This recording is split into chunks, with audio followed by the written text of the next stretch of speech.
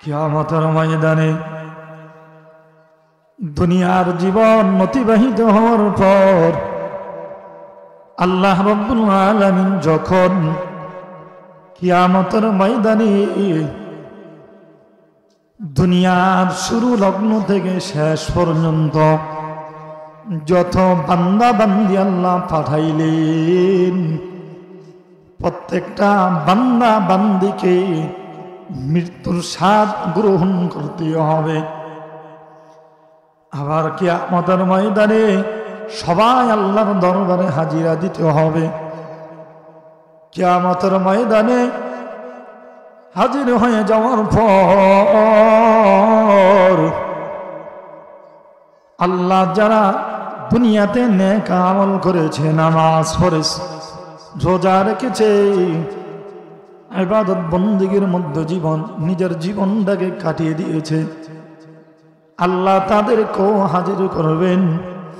এবং যারা নামাজ পড়ে নাই, দুনিয়াতে গুনাহের কাজে নিজের জীবনকে কাটিয়ে দিয়েছে, তারাও কিয়ামতের ময়দানে হাজির হয়ে যাবে।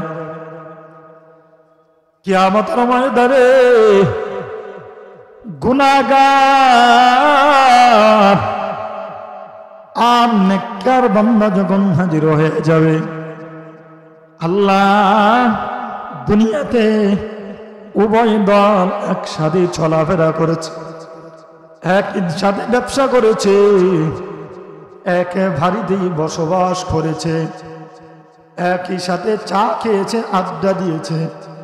কিন্তু কিয়ামতের ময়দানে আল্লাহ নেককার এবং গুনাহগারকে একসাথে এক জায়গায় থাকতে দিবে না।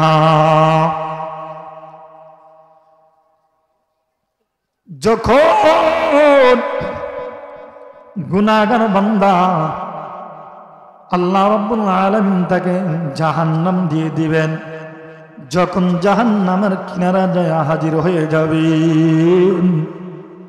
তখন জাহান্নামের দারোয়ান যে ফেরেশতা তিনি জিজ্ঞাসা করবেন, মুসলমান তুমি কি কারণে আজকে জাহান্নামের কিনারায় তোমার আসতে হয়েছে? তুমি কি এমন অপরাধ করেছো যেই অপরাধের কারণে আল্লাহ আজকে তোমাকে জাহান্নামে পাঠিয়ে দিয়েছে? তুমি জাহান্নামের দরজায় এসে দাঁড়িয়ে গেছো। গুনাহগার নাফরমান বান্দা চারটা উত্তর আল্লাহ ফেরেশতাকে দিবেন যে আমার মধ্যে চারটা অপরাধ থাকার কারণে আমি আজকে জাহান্নামের কিনারায় হাজির হয়ে গেলাম। যখন বান্দা যখন গুনাহ করে জাহান্নামের দরজায় যাইবেন, জাহান্নামের দারোয়ান ফেরেশতায় বলবে, ওয়াসিআল্লাযীনা কাফারু ইলা জাহান্নামা যুমারা হাত্তা ইযা জাউহা ফুতিহাত আবওয়াবুহা وقال لهم خزنتها ألم يأتكم رسل منكم يتلون عليكم آيات ربكم وينذرونكم لقاء يومكم هذا قالوا بلى ولكن حقت كلمة العذاب على الكافرين।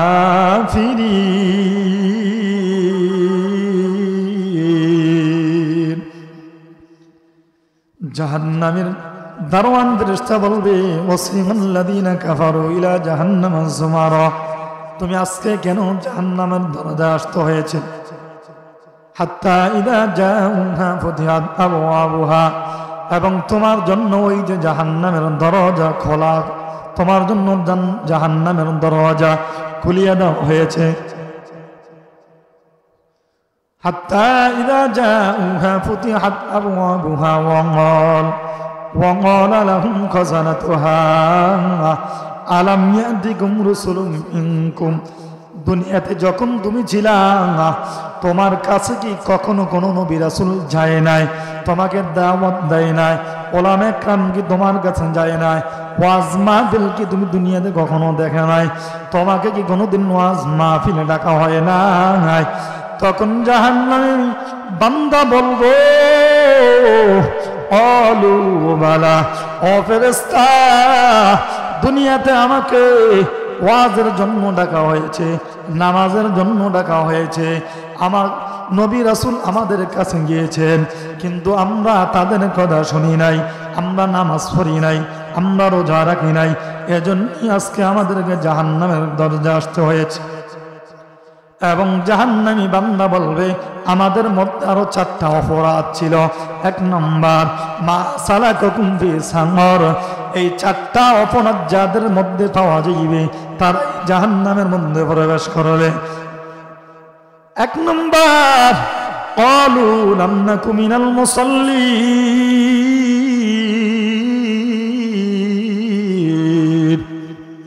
আমরা দুনিয়াতে থাকা অবস্থায় নামাজ পড়ি নাই, আমরা ছিলাম বেনামাজি। মসজিদের ইমাম 5 ওয়াক্ত আমাদেরকে মসজিদে নামাজের জন্য ডাকতো, মুয়াজ্জিন আমাকে ডাকতো, মুয়াজ্জিন ফজরের সময় ডাকতো, আমরা ঘুমের মধ্যে নিজের জীবন কাটিয়ে দিতাম। জোহরে ডাকতো, আমাদের ব্যস্ততায় কাটিয়ে দিতাম। আসরে ডাকতো, আমরা শুনতাম না, মাগরিব এশা শুনতাম না। আমরা আজকে নামাজ না পড়ার কারণে, দুনিয়াতে বেনামাজি থাকার কারণে আজকে আমাদেরকে এই জাহান্নামের কিনারে আসতে হয়েছে। 2 নম্বর অপরাধের কথা জাহান্নামী বান্দা বলতে থাকবে, ওয়ালাম নাকুনু তুইমুল মিসকিন, আমরা যখন দুনিয়াতে ছিলাম তখন আমরা গরিব মিসকিন ইয়াতিম যারা ছিল তাদেরকে আমরা খাবার দিতাম না, খাবার খাওয়াইতাম না। আমাদের বাসায় যখন ফকির আসতো, আমাদের কাছে যখন কোনো ফকির গরিব ইয়াতিম আমাদের কাছে কোনো টাকা চাইতো, সহযোগিতা চাইতো, আমার এলাকার মধ্যে কত গরিব, কত মিসকিন ছিল, গরিব ছিল, কিন্তু তারা কারো কাছে বলতে পারতো না। কিন্তু আমাদের কাছে আমরা কোনোদিন তাদেরকে সহযোগিতা করতাম না। আমাদের টাকা ছিল, আমরা ছিলাম টাকাওয়ালা ধনী,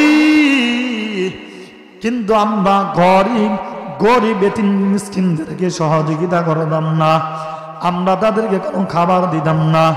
মহিলারা বলবে, আমরা যখন আমাদের বাসায় কোনো ফকির মিসকিন আসতো, আমরা নিজেদের ব্যস্ততার মধ্যে জীবন শেষ করে দিতাম, আমরা ওই ফকিরকে খাবার দিতাম না, দান সাদকা করতাম না।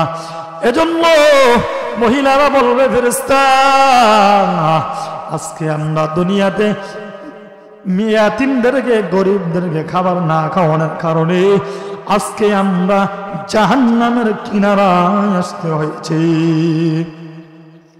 3 নম্বর যে অপরাধের কথা বলবে, 3 নম্বর বলবে, ফেরেশতা,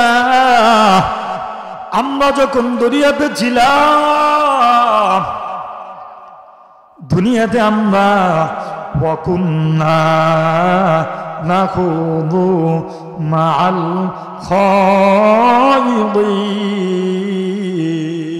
খায়িদিন, আমরা যখন দুনিয়াতে ছিলাম, আমরা ছিলাম গীবত শেখায়াত করনেওয়ালা বান্দা, আমরা ছিলাম গীবত শেখায়াত করনেওয়ালা বান্দি।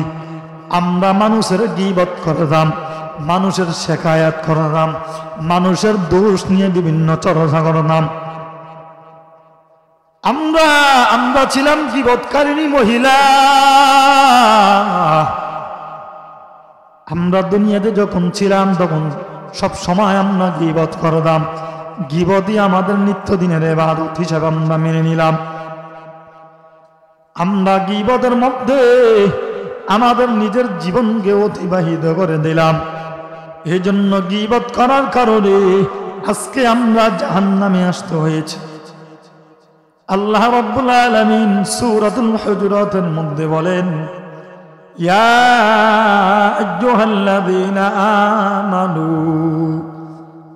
ইজতানিবু কাসীরাম মিনায-যন্ন ইন্না বা'দায-যন্নি ইসমুন ওয়া লা তাজাসসাসু ওয়া লা ইয়াগতাব বা'দুকুম বা'দা আইয়ুহিব্বু আহাদুকুম আন ইয়াকুলা লাহমা আখিহি মাইতান ফাকারিহতুমুহু মাইতা ওয়াত্তাকুল্লাহ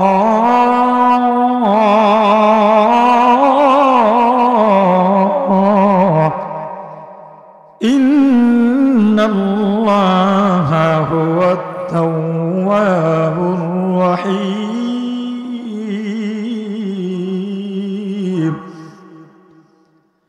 আল্লাহ রাব্বুল আলামিন বলেন, ও দুনিয়ার বান্দা বান্দিরা, ও দুনিয়ার বান্দা বান্দিরা শোনো, তোমরা দুনিয়াতে যখন থাকবা, দুনিয়াতে তোমরা একে অপরের দোষ নিয়ে, একে অপরের ত্রুটি নিয়ে, বিচ্যুতি নিয়ে, অর্থাৎ মানুষের সমালোচনা নিয়ে, মানুষের অপরাধ নিয়ে, ও দুনিয়ার বান্দা বান্দিরা ভালো করিয়া শোনো, তোমরা মানুষের দোষ ত্রুটি নিয়ে পিছনে সমালোচনা করিও না, পিছনে চর্চা করিও না, গীবত করিও না। ওয়ালা ইয়াগতাব বা'দুকুম বা'দা ওয়ালা তাজাসসাসু ওয়ালা ইয়াগতাব বা'দুকুম বা'দা।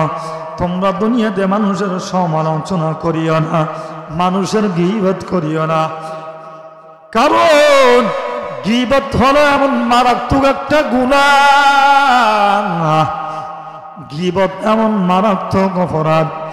আল্লাহর রাসূল হাদিসের মধ্যে বলেন, গীবত শেখায়ত করা, সমালোচনা করা, মানুষের পিছনে পিছনে ত্রুটি নিয়ে গবেষণা করা, মানুষের পিছনে পিছনে মানুষের নিয়ে সমালোচনা করা, এটা এমন মারাত্মক একটা অপরাধ, মারাত্মক একটা গুনাহ। আল্লাহর রাসূল হাদিসের মধ্যে বলেন, ক্বালা রাসূলুল্লাহ সাল্লাল্লাহু আলাইহি ওয়াসাল্লাম, আল গীবাতু আশাদ্দু মিনাজ জিনা। গীবত এটা এমন মারাত্মক অপরাধ, আল্লাহর রাসূল বলেন, গীবত এমন মারাত্মক একটা অপরাধ, যে অপরাধরা জিনার থেকেও খারাপ, জিনার থেকেও কঠিন অপরাধ। বলে কেন? জিনার সাথে কেন তুলনা দিয়েছেন? জিনা তো দেখি আমরা দুনিয়াতে বেবিচারি করা, জিনা করা, এটা অনেক মারাত্মক একটা অপরাধ, মারাত্মক একটা দোষ। কিন্তু আল্লাহ আবার কেন বললেন জিনার থেকেও মারাত্মক অপরাধ হইল গীবত করা, শেখায়ত করা? গীবত করবে হলো তো ভিন্ন নারী, ভিন্ন পুরুষ একত্রিত হয়ে অবাধ্য মিলামিশা করা, অবাধ্য চলাফেরা করার নাম হলো জিনা। এই জিনার থেকেও শুধু আপনি মানুষের পিছনে একটু সমালোচনা করবেন, এটা আল্লাহর রাসূল কেন গীবত থেকেও খারাপ বলেছেন?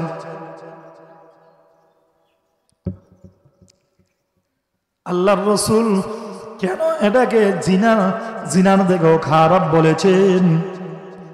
এর কারণ হইল, গীবত জিনা করলে ওলা বান্দা বান্দিরা এটা এক সময় তওবা করার সুযোগ হয়ে যায়। জিনা করনি ওলা বান্দা বান্দিরা এক সময় তওবা করে